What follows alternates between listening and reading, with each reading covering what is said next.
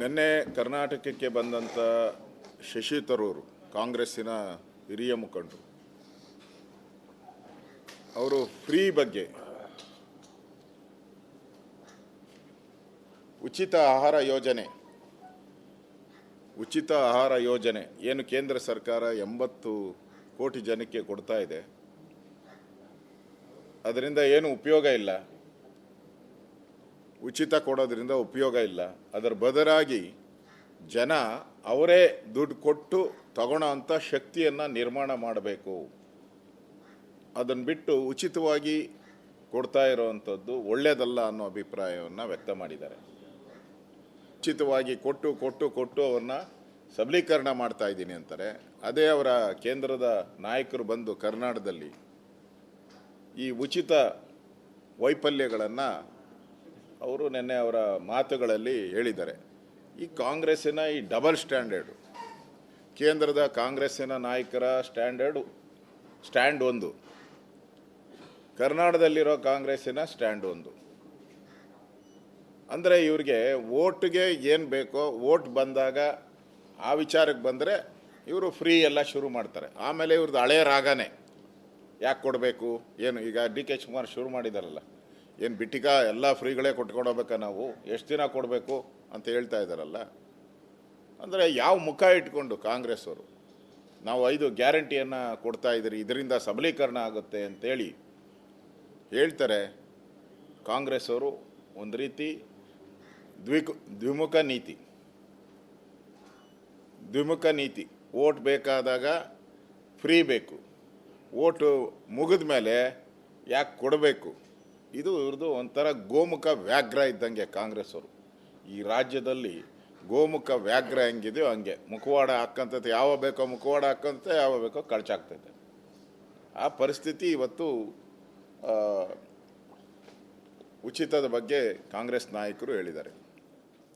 ಮೈಸೂರಿನ ಗಲಭೆ ಅದೊಂದು ಪ್ರೀ ಪ್ಲ್ಯಾನ್ಡ್ ಗಲಭೆ, ಪೂರ್ವ ನಿಯೋಜಿತ.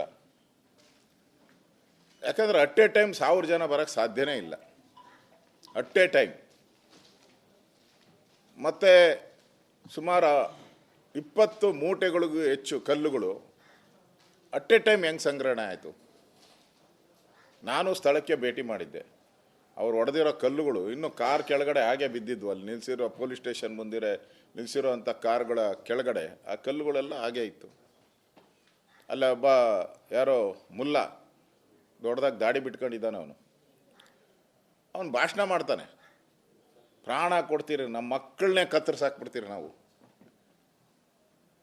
ಮಕ್ಕಳನ್ನೇ ನಮ್ಮ ಧರ್ಮಕ್ಕೋಸ್ಕರ ನಮ್ಮ ಮಕ್ಕಳು ಕತ್ತರಿಸ್ಬೇಕು ಅಂದರೆ ಅದಕ್ಕೂ ರೆಡಿ ಅಂತ ಹೇಳ್ತಾನೆ. ಅಂದರೆ ಇಷ್ಟೆಲ್ಲ ಪ್ರಚೋದನಕಾರಿ ಭಾಷಣ ಮಾಡಿದ ಮೇಲೂ ಕೂಡ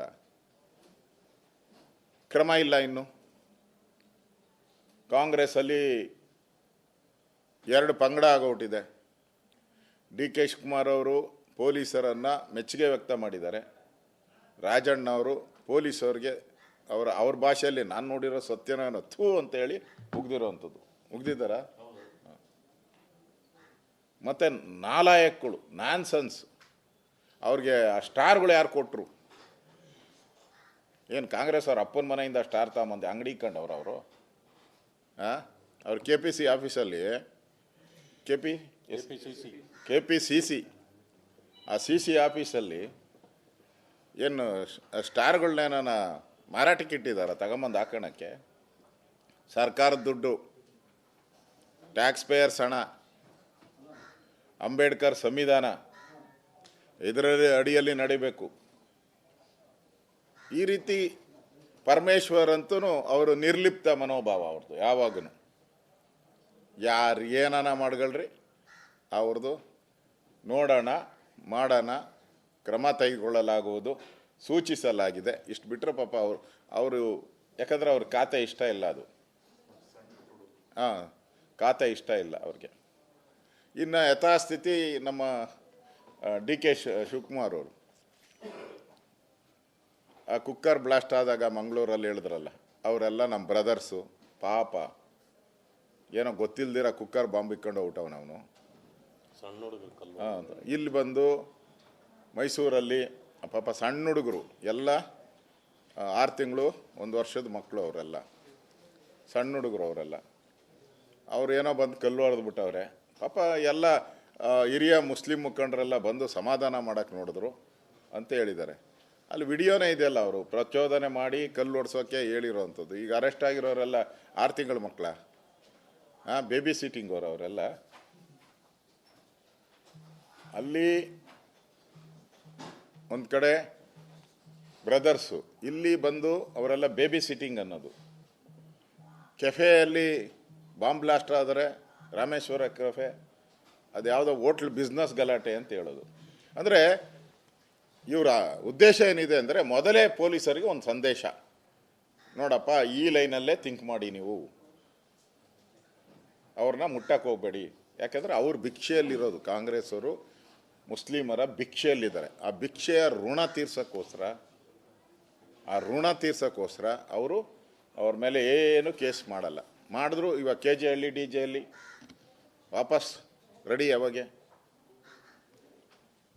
ಹುಬ್ಳಿಯಲ್ಲಿ ಗಲಾಟೆ ಆಯಿತು, ಕಾರುಗಳೆಲ್ಲ ಸುಟ್ಟಾಕಿದ್ರು, ಪೊಲೀಸರು ಹೊಡೆದ್ರು, ದಂಗೆ ಮಾಡಾಕ್ಬಿಟ್ರು, ಇಡೀ ಹುಬ್ಳಿ 3 ದಿನ ಸ್ಥಗಿತ ಆಗೋಯ್ತು.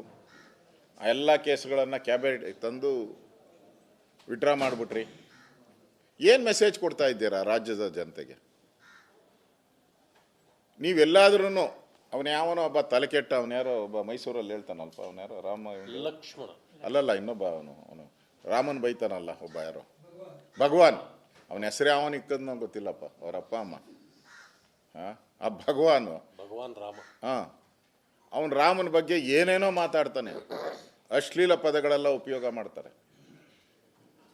ಎಂದಾದರೂ ಹಿಂದೂಗಳು ಹೋಗಿ ಯಾವುದಾದ್ರೂ ಪೊಲೀಸ್ ಸ್ಟೇಷನನ್ನು ಸುಟ್ಟಿದಾರ? ಪೊಲೀಸ್ ಸ್ಟೇಷನ್ ಮೇಲೆ ಕಲ್ಲು ಹೊಡೆದಿದ್ದಾರ? ಆ ಥರದ ಒಂದು ಘಟನೆ ಎಲ್ಲೂ ಇಲ್ಲ. ಇಲ್ಲಿ ನುಗ್ಗಿ ಪೊಲೀಸ್ ಸ್ಟೇಷನನ್ನು ಕಾನೂನನ್ನು ಯಾರು ಕಾಪಾಡಬೇಕಾಗಿತ್ತು ಅವ್ರ ಕೈಯನ್ನೇ ಕಟ್ಟಾಕಿದ್ದಾರೆ ಕಾಂಗ್ರೆಸ್ ಅವರು. ಒಂದು ರೀತಿ ನೀವು ಅವ್ರನ್ನ ಮುಟ್ಟಿದ್ರೆ ನಿಮಗೆ ಅಲ್ಲಿ ಉಳಿಗಾಲ ಎಲ್ಲ, ಟ್ರಾನ್ಸ್ಫರ್ ಗ್ಯಾರಂಟಿ ಅಂತ. ಈಗ ನನಗನ್ಸ್ತೈತೆ ಈ ಕೇಸಲ್ಲಿ, ಮೈಸೂರಿನ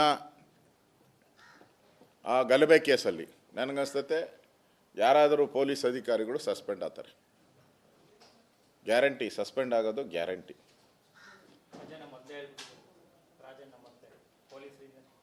ರಾಜಣ್ಣ ಹೇಳಿದಾರಲ್ಲ, ಪೊಲೀಸರೇ ತಪ್ಪಿತಸ್ಥರು ಅಂತ ಹೇಳಿದ್ದಾರೆ.